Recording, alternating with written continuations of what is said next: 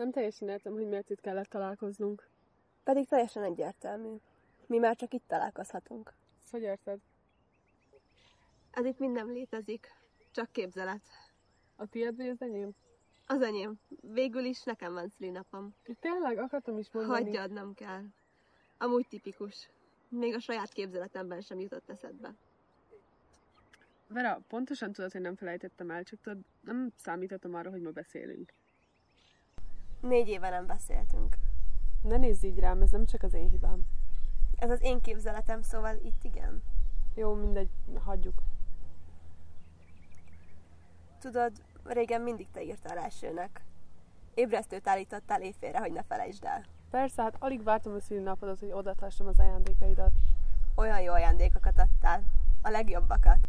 Kíváncsi vagyok, hogy mit adtál volna nekem, ha még beszélünk. Várj, megmutatom.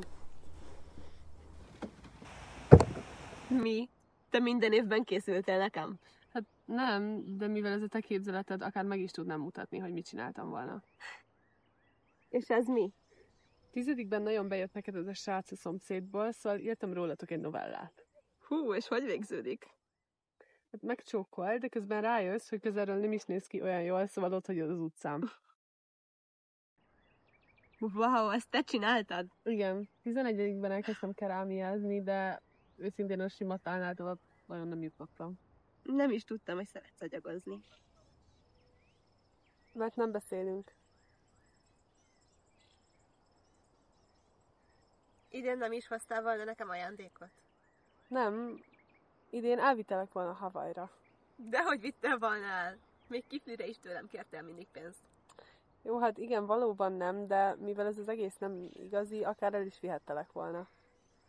Végül is. És amúgy, hogy vagy? Hát, figyelj, 2 hónap és 18 éves leszek, meg lett a jogosítványom közben, meg felvettek Amerikába is, jövőre megyek építészetet tanulni. Meg hát ugye tök sok minden más, ami 4 év alatt egy emberrel szokott történni. Te még mindig ügyvéd leszel?